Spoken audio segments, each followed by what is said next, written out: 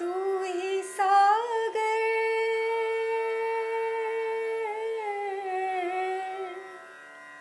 तू ही सागर है तू ही किनारा ढूंढता है तो किसका सहारा ढूंढता है तो किसका सहारा। પરમાત્મા ભગવાન કે ઈશ્વર જે નામ આપીએ અંતે તો એક જ છે અને એમની સાથેનો આપણો નાતો કરુણાનો નાતો છે. આપણા ક્ષેમ કુશળનું ક્ષણે ક્ષણનું આયોજન કરનાર અને આયોજન બરાબર પાર ઉતરે તે અંગે ચિંતા કરનાર કોઈ હોય તો એ પરમ તત્વ છે.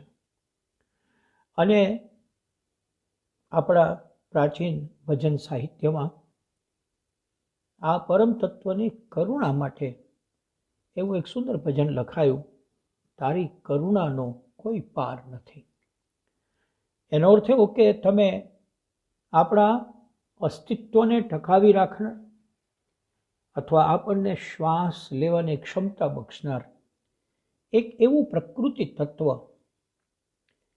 કે જે કંઈ એમના દ્વારા થઈ રહ્યું છે તે આપણા પ્રત્યેની કરુણા સિવાય આપણને કશું જ ન લાગે.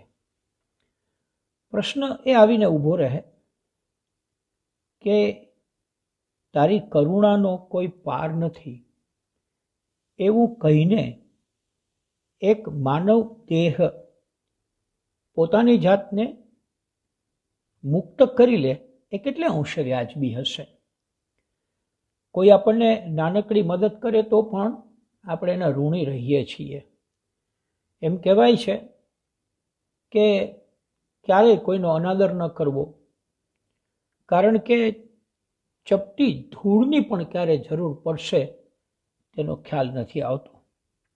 કોઈ વળી એવું પણ કહે છે કે જેણે તમને એક રતિભાર મદદ કરી છે એના પ્રત્યે પણ તમારી કરુણા સતત સજગ રહે તેની કાળજી લેજો.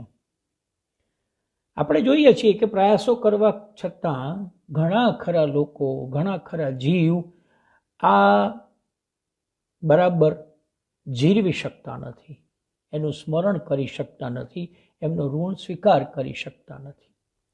મને એવું લાગે છે કે આવો વિચાર જેના પળે પળમાં છે તેને સંત કહેવાય, સંત કોટીનો માણસ કહેવાય. એ દેખાતો ન હોય, કદાચ ભાન ભાવ જગત કે લાગણી કે ભક્તિ એવું કશું ના કરતો હોય, પણ જેના મનની અંદર પોતાના ઉપર કરુણા વરસાવનાર પરમ તત્વ વિશે અપાર શ્રદ્ધા અને વિશ્વાસ છે તે સંત છે.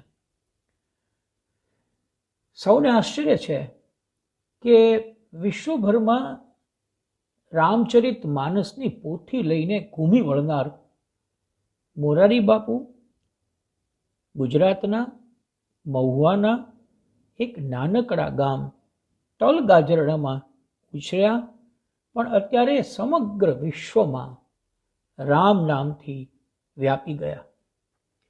આશ્ચર્ય બધાને એ છે કે આવું વ્યક્તિત્વ કેવી રીતે શક્ય બને? વળી એવું પણ છે કે કેટલાક લોકો એવો પ્રશ્ન થતો હોય કે જેની પાસે 40 વર્ષ પહેલાં એક સાયકલ લેવાની વેત નહોતી, એ મોરારી બાપુ ગુજરાતમાં હવે હેલિકોપ્ટરમાં જ આવજા કરે છે. આશ્ચર્ય સકારણ છે. પણ પ્રિય બાપુથી થોડા નજીક એમને અવલોકન કરવાની આદત સાથે બેસવાની ટેવ છે, એટલે કહી શકું કે બાપુના એવા અનેક ચાહક યજમાનો છે કે જેને માટે પ્રિય મોરારી બાપુ સર્વસ્વ છે. બાપુની આંખનો ઈશારો ફરે તો તેઓ સમજી જાય છે. બાપુને તકલીફ ન પડે એની તેઓ સદા કાળજી લેતા હોય છે. પણ આ સેવા માટે એ યજમાન અથવા મનોરથી કરતાં પણ બાપુની અપાર કરુણા મુખ્ય છે. સત્ય, પ્રેમ અને કરુણાનું જીવન સૂત્ર લઈને બાપુ વિશ્વભરમાં માનસની પોથી દ્વારા વ્યાપી ગયા છે. બાપુ કહે છે કે સત્ય ખુદ માટે, પ્રેમ સામેના જીવ માટે અને કરુણા સૌ માટે. અને આ સૌ માટેની કરુણા બાપુના જીવનના ડગલે ડગલે વરસે છે. હમણાં 2 ઘટના એવી બની કે સૌને બાપુએ વિચારતા કરી મૂક્યા. બાપુ જોડિયાથી ગીતા જયંતિનો ઉત્સવ પૂર્ણ કરી તલગાજરડા હેલિકોપ્ટરમાં પધાર્યા. તેઓને મૂકીને હેલિકોપ્ટર તો પાછું અમદાવાદ જતું રહેવાનું હતું, પણ નિયમ મુજબ છેક અમદાવાદ સુધીની વિત્તજા સેવા તો થઈ ગઈ હતી. હવે જુઓ, અહીં બાપુની કરુણાને વિચાર આવ્યો કે હેલિકોપ્ટર ખાલી અમદાવાદ જાય એની બદલે તેમાં કોઈને સફર કરાવીએ તો. બાપુએ ત્યાં હેલીપેડ ઉપર જે 3 સેવકો હતા એમને કહ્યું કે હું ઉતરું એટલે તમે અમદાવાદ સુધી આમાં બેસીને ઉડી આવો. વળતા બસમાં આવી જજો. બસની ટિકિટ અને હાથ ખર્ચીની રકમ સૌના હાથમાં મૂકીને બાપુ જય સિયારામ બોલ્યા અને હેલિકોપ્ટર ઉડ્યું. સૌ વિચારતા રહી ગયા કે આવા નાના સેવકો, ગરીબ લોકો ને આવી સફર કરાવી શકાય એવો વિચાર તો બાપુને જ આવે. વાત આટલેથી અટકતી નથી. બાપુ બારડોલી અને અમદાવાદનો પુરુષોત્તમ ઉપાધ્યાયની શ્રદ્ધાંજલિનો કાર્ય પૂર્ણ કરી હેલિકોપ્ટરમાં તલગાજરડા આવવા નીકળ્યા.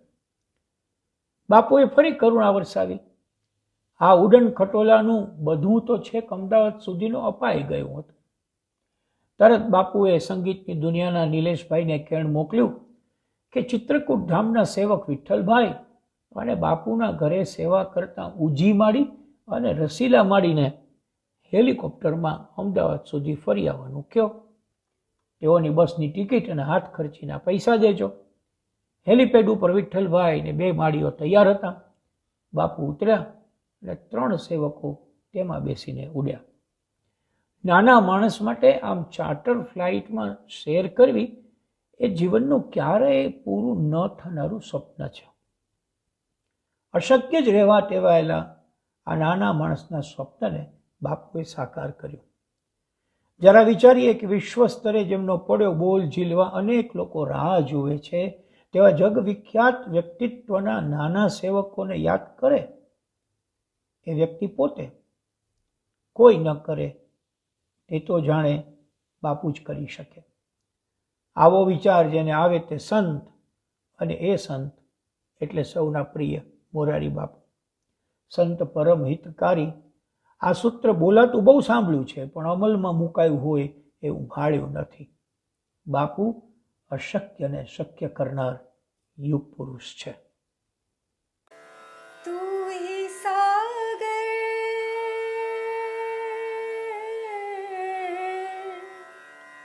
तू ही सागर है, तू ही किनारा,